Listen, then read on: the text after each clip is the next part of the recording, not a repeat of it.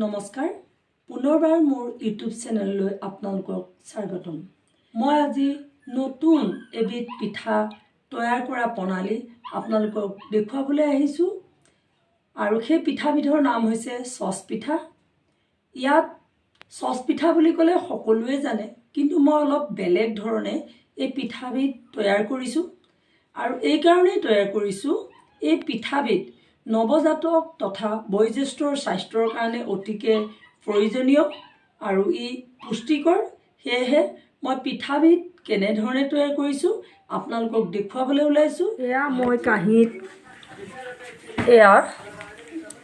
কাঁহীত পিঠাগুড়ি লৈছোঁ এয়া পিঠাগুড়ি এই পিঠাগুড়িবিধ মই জহা চাউলৰ পৰা তৈয়াৰ কৰি লৈছোঁ মিক্সিত জহা চাউল পিচি পেলাই পিঠাগুড়ি কৰিছোঁ আৰু এয়া চাওক এয়া অন্নপূৰ্ণা ঘি গাই ঘিউ আৰু লগতে এইটো বেকিং পাউডাৰ আৰু এয়া হৈছে এয়া আমাৰ গাঁৱলীয়া গুড় মই কাণফলা চাপৰিৰ পৰা অনাইছোঁ আৰু এতিয়া মই কি কৰিছোঁ ঘিলা পিঠাত যেনেধৰণে গুড় কুটে মই তেনেধৰণে গুড়টো কুটি ল'লোঁ লৈ অলপ কুহুমীয়া পানী দি পেলাই মই গুড়খিনি প্ৰথমতে সেই পানীকণত এই যেনেকৈ ঘিলা পিঠা তৈয়াৰী কৰোঁতে গুলি লোৱা হয় তেনেধৰণে মই গুলি লৈছোঁ গুড়খিনি গুলি লোৱা হৈছে আৰু লগতে মই তাত খিচমিচ পানীত প্ৰথমে আধা ঘণ্টা তিয়াই থৈছোঁ থৈ মই এয়া চাওক এই গোটা গোটা দেখিছেনে এইখিনি হৈছে খিচমিচ কাজু মই ইয়াত মিক্স কৰিছোঁ মিক্স কৰি পেলাই মই ইয়াত আকৌ পিঠাগুড়ি দি পেলাই মই ইয়াক এই ধৰণে লৰাই আছোঁ আৰু লগতে মই এই গাই ঘিউ মই এই চামুচখনেৰে চাওক এইখন চামুচেৰে মই 3 চামুচ গাই ঘিউ দিছোঁ ইয়াত গাই ঘিউ দিলে মানে যিখিনি আমি তৈয়াৰ কৰিছোঁ পিঠাখিনি কোমল হ'ব আৰু লগতে ইয়াৰ এটা সুন্দৰ সুগন্ধ পোৱা যায় আৰু লগতে গাই ঘিউৰ যিখিনি ভিটামিন আমি সেই ভিটামিনখিনি পাওঁ আৰু যিসকল শিশুৱে এই সচ পিঠাটো খাব তেওঁলোকেও পাব পুষ্টিকৰ যিটো শক্তি পাব লাগে ভিটামিন সেইখিনি পাব আৰু সেয়ে মই এইখিনি গুলি লোৱা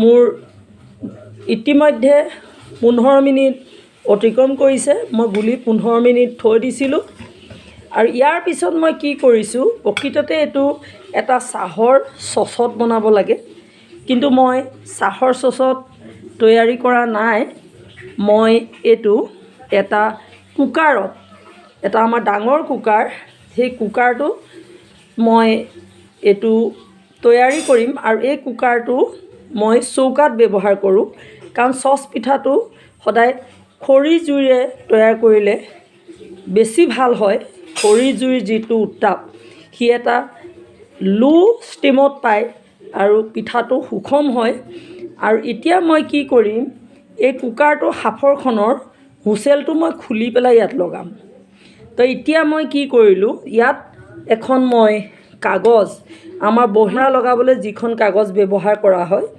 সেই কাগজখন ব্যৱহাৰ কৰিছোঁ আপোনালোকে বগা কাগজো ব্যৱহাৰ কৰিব পাৰিব কিন্তু কলমেৰে লিখা কাগজ ইয়াত ব্যৱহাৰ নকৰিব কাৰণ খাদ্যত চিয়াঁহী দাগটো লাগি যাব পাৰে সেয়েহে উকা কাগজ মানে বগা কাগজ আপোনালোকে ব্যৱহাৰ কৰিব মই অৱশ্যে এইখন কৰিছোঁ ইয়াত মই কি কৰিলোঁ এই চামুচখনেৰে মই 3 চামুচ ঘিউ দি পেলাই ইয়াত মই এনেধৰণে সানি লৈছোঁ যাতে পিঠাটো চচটোৰ তলিত লাগি নধৰে আৰু লগতে অকণমান ঘিউটো মই এইকাৰণেই সৰহকৈ দিছোঁ আৰু অকণ দি দিছোঁ সৰহকৈ দিয়াৰ অৰ্থ হৈছে ঘিউৰ সুগন্ধটো আৰু যিটো পুষ্টি সেইখিনি এই আহাৰটোত সোমাই যাব এই চচ পিঠাটোত সোমাই যাব সেয়ে মই দিছোঁ এতিয়া চাওক মই ইয়াত লাহে লাহে হেতাৰে সৰু হেতা এখন লৈছোঁ লাহে লাহে মই ইয়াত এনেকৈ দি যাম সৰু বাতিৰেও আপোনালোকে দিব পাৰিব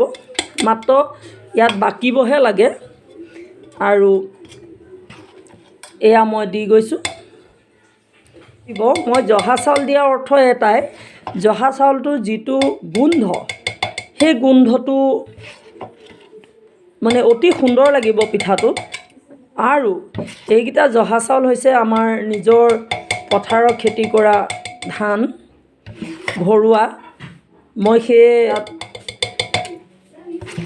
পিঠা বনাবলৈ ব্যৱহাৰ কৰিছোঁ।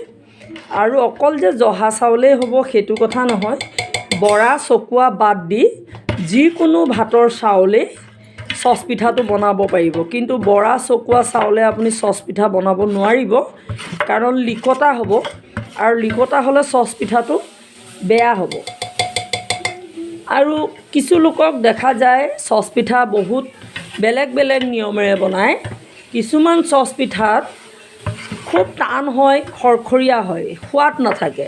সেয়েহে চচ পিঠাটো বনাওঁতে মন কৰিব সি অলপ কোমল হৈ থাকিব লাগে, বৰ বেছি কোমলো নহয়, ভিতৰটো সিজিবও লাগিব। তো আপোনালোকে চুৰি কটাৰী এখন বা বাঁহৰ শলা এডালে চাব, খোচ মাৰি পেলাই তাত লাগি আহিছে নি। যদি কেকৰ নিচিনা আচলতে বস্তুটো তৈয়াৰ কৰা পদ্ধতিটো, যেতিয়া খৰিকাডালত বা চুৰিখনত বা চামুচখনত, কাটা চামুচখনত লাগি নাহে, তেতিয়াই জানিব যে চচ পিঠাটো তৈয়াৰী হৈ গৈছে। এতিয়া চাওক, মই ইয়াৰ ওপৰত এয়া এচামুচ ঘিউ লৈছোঁ। অৱশ্যে মই ইয়াৰ পৰা সৰু বটলটোত ভৰাই লৈছোঁ, ডাঙৰটোৰ পৰা। তো এয়া মই গাই ঘিউ লৈছোঁ এচামুচ। তো মই ইয়াৰ ওপৰত দি দিম সেই চামুচটো, আৰু ই নিজে গলি যাব সময়ত, গলি ওপৰতে সি বিয়পি যাব। মই ইয়াত কি কৰিম, ইয়াৰ কুকাৰটোৰ যিখন ঢাকনি, সেই ঢাকনিখন মই হুচেল নোহোৱাকৈ ইয়াত লগাই দিম। এইটো কুকাৰটোৰ সাফৰ, যিটো মই হুচেলটো নলগোৱাকৈ মই ইয়াক কুকাৰটোত ঢাকনিখন মাৰি দিম। চৌকাত উঠাই দিছোঁ আৰু 10 মিনিট মই চৌকাৰ ওপৰতে ৰাখিম। তাৰপিছতে মোৰ চচ পিঠাটো তৈয়াৰী হৈ যাব, আৰু তাৰপিছত মই আপোনালোকক দেখুৱাম কেনেকুৱা হ'ল। কিন্তু এটা কথা, অকল যে চৌকাতে বনাব লাগিব সেইটো কথা নহয়, আপোনালোকে গেছতো কম ষ্টিমত দি পেলাই আপোনালোকে তৈয়াৰ কৰিব পাৰিব এই চচ পিঠা। এতিয়া আমাৰ এয়া চাওক কি সুন্দৰ চচ পিঠা হ'ল। ইয়াত আপুনি ওপৰত কাজু খিচমিচ বা ডাব এনেধৰণে আপুনি ডেক'ৰেশ্যন কৰি দিব পাৰে, দেখিবলৈ সুন্দৰ লাগিব। আৰু এইটো এনেকুৱা এটা চচ পিঠা যিটো পুষ্টি, আমাৰ শৰীৰৰ কাৰণে যিখিনি কাৰ্বহাইড্ৰেট বা ভিটামিন B12, যিখিনি ভিটামিনৰ আমাৰ প্ৰয়োজন হয়, এই চচ পিঠাটোত পোৱা যায়। সেয়ে আপোনালোকে ঘৰতে তৈয়াৰ কৰি শিশুহঁতক দিব। বিস্কুটৰ পৰিৱৰ্তে ইয়াৰ এটুকুৰা খাবলৈ দিবচোন। চচ পিঠাবিধ তৈয়াৰ কৰাৰ উপকৰণ কেইবিধ মই আপোনালোকক থোৰতে দেখুৱাই দিব খুজিছোঁ। এয়া হৈছে পিঠাগুড়ি, এয়া হৈছে গুড়, এয়া খিচমিচ, এয়া হৈছে কাজু, আৰু লগতে এয়া হৈছে বেকিং পাউডাৰ, আৰু এয়া হৈছে অন্নপূৰ্ণা ঘি।